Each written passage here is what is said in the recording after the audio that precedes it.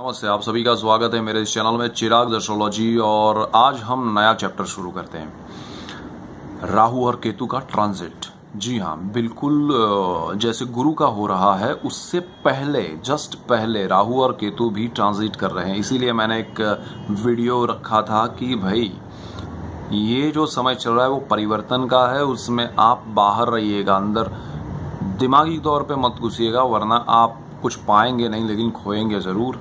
खासकर आपका दिमाग, सोच, दिमाग और टेंशन, सारी चीज़ें आपकी भ्रमित हो जाएगी। इसलिए ये समय थोड़ा शांत रह के मन को योगा में लगाइए, ईश्वर में लगाइए। बिकॉज राहु और केतु भी ट्रांजिट कर रहे हैं अगस्त महीने की 18 तारीख को, 18 अगस्त को। और ये दोनों रेट्रोग्रेड हमेशा चलते हैं। नॉर्मली जो प्लैनेट अगर सीधे चलते हैं तो ये उल्टे चलते हैं। अब राहु जो है वो सिंह राशि में है, लियो, जहां आपकी कुंडली में 5 नंबर लिखा है, राहु अभी वहां है। और केतु जो है वो जहां आपकी कुंडली में 11 नंबर लिखा है वहां है। अब ये दोनों रिवर्स जाएंगे, यानी राहु जो है वो 4 में जाएगा, केतु जो है वो 10 में जाएगा। सो ये दोनों के इफेक्ट्स बदल जाएंगे।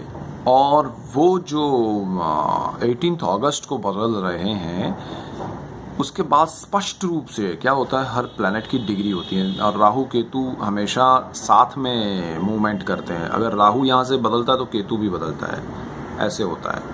सो स्थान परिवर्तन दोनों के साथ में होते हैं। सो डिग्रीकली भी दोनों साथ में चलते हैं। अगर राहु की 1 डिग्री है तो केतु की 1 है, राहु की 12 है तो केतु की 12 है। सो डिग्री भी सेम रहती है। सो उनके इफेक्ट्स भी सेम फोर्स के रहते हैं लेकिन अलग अलग रहते हैं। राहु जो है वो कर्क में जाएगा, केतु मकर में जाएगा। तो उनके इफेक्ट्स क्या होंगे उससे पहले मैं आपको जो बात कहना चाहता हूं ये है कि अभी सबसे ज्यादा इफेक्ट सिंह राशि, लियो को होगा बिफोर ट्रांजिट। यानी कि 18 अक्टूबर से पहले आपको बहुत कुछ तकेदारी रखनी है, आपको बहुत कुछ ध्यान रखना है। और केतु जिनका बदल रहा है वो कुंभ राशि वाले हैं, उनको भी बहुत सी चीजें ध्यान रखनी है। अब इन दोनों चीजों में जिनकी राशि में राहु और केतु है, लियो और कुंभ, सिंह और कुंभ राशि, उनकी दशा भी अगर राहु की या केतु की चल रही है तो ज्यादा ध्यान रखना है। बिकॉज ये दोनों जाने से पहले बहुत सी चीजें करके जाएंगे, जहां आपका जैसे कोई ऑपरेशन हो जाए छोटा सा, आपको कुछ नहीं है लेकिन सडनली कुछ चोट लग जाए या एनी रीज़न कोई बीमारी आपकी आ जाए। देखिए उसमें राहु और केतु की पोजीशन पे डिपेंड करता है कि वो किस स्थान में है। सो उस स्थान से रिलेट करती हुई चीज़ों में वो आपको थोड़ा परेशान करेंगे, ऐसा आपको लगेगा।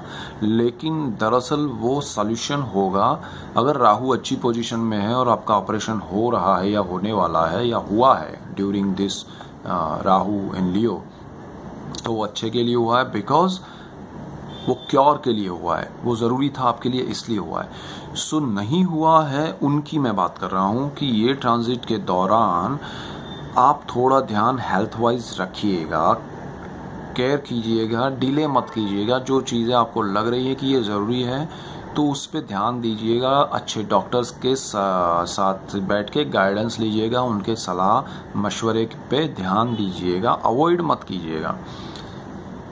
टेंशन की बात नहीं है, ये है आपको अपने लिए थोड़ा फोकस करके अपनी हेल्थ के हिसाब से, क्योर के हिसाब से आगे बढ़ने की बात है।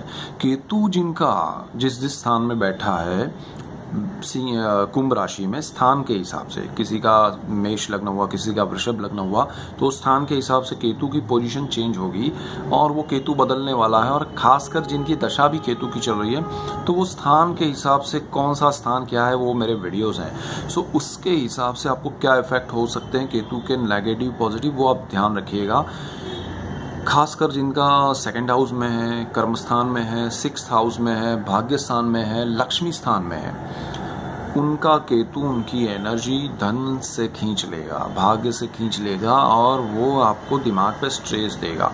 सो आपको सडनली कोई खर्च आ सकता है, कोई ऐसा हो सकता है कि आपने सोचा नहीं है और सडनली आपके सामने आप मस्त जा रहे हैं और वॉल आ जाए तो क्या होगा? आप यू टर्न लेंगे। सो अच्छे से आप बिजनेस में जा रहे हैं, अच्छे से किसी चीज़ में, और सडनली आपको वो वॉल फेस करना पड़े तो उसकी तैयारी ये रखिएगा कि आपके हाथ में कुछ हथियार हो कि मैं उस वॉल में एक छेद करके उसमें खिड़की बना के फिर उस तरफ जा सकूं। यानी कि आप मनी मैनेजमेंट कीजिएगा अपने लिए before Ketu transit on 18th of August 2017। 1 महीने का समय है ऑलमोस्ट, और ये दोनों स्पष्ट रूप से जो इफेक्ट करने वाले हैं वो 9 सितंबर 2017 से करने वाले हैं, यानी कि 15-20 दिन बाद, लेकिन 15 दिन बाद, लेकिन वो पूरा चंक सितंबर 9 तक पकड़ के चलिएगा कि केतु और राहु कुछ भी इफेक्ट दे सकते हैं सिंह और कुंभ राशि वालों को। सो ये मैं चाहता हूं कि आप लोग इसमें थोड़ा क्योर करके चले। अब जिनकी राशि ये नहीं है उनको भी इफेक्ट होंगे, क्योंकि केतु और राहु तो कुंडली में है ही है। सो सबको उस स्थान के हिसाब से ध्यान रखना ज़रूरी है, और उसमें क्या क्या चीज़ें हैं वो मैंने अपने स्थान के हिसाब से, क्या है कौन सा स्थान क्या है वो मैंने बताया है। सो थोड़ा अगर आप ध्यान रखेंगे तो ये राहु केतु के इफेक्ट आपको जो होने वाले हैं उसमें आप बाजी आपके हाथ में रह पाएगी। सडनली झटका जो लगता है वो नहीं लगेगा, और ये चीज़ आप पूरे फैमिली के लिए सोच के चलिएगा कि किसकी कुंडली में क्या है। सिर्फ अपनी कुंडली देख के बैठ मत जाइएगा, पूरे फैमिली की कुंडली देखिएगा किस में क्या प्रॉब्लम आ सकता है। मेरे में नहीं है तो कुछ नहीं होगा, नहीं आपको किसी और के लिए खर्च करना पड़ेगा। और आपकी कुंडली, आप ऐसे हैं कि आप जॉब नहीं कर रहे हैं, स्टडी कर रहे हैं तो कमा नहीं रहे, लेकिन जो कमा रहे हैं उनकी कुंडली में ऐसा आया तो आपका काम खराब हो जाएगा, पढ़ाई आपकी छूट सकती है, कुछ भी, मतलब ये एक एग्जांपल है। सो सबका देखिए और सोच के चलिए, ये ज़रूरी है। सो राहु केतु ट्रांजिट के बाद कर्क और मकर में क्या इफेक्ट्स सब राशि और लग्न को देंगे, हम उस पर बात करेंगे नेक्स्ट वीडियो से। और ये मेरी बात मोस्ट इम्पोर्टेंट है, ज़रा ध्यान रखिएगा, क्योंकि ट्रांजिट से पहले बहुत ज़्यादा पिक पे होते हैं ये दोनों। So keep watching Chirag astrology. Thank you for watching, और राहु केतु से मिलते हैं कल से। So God bless you, good bye.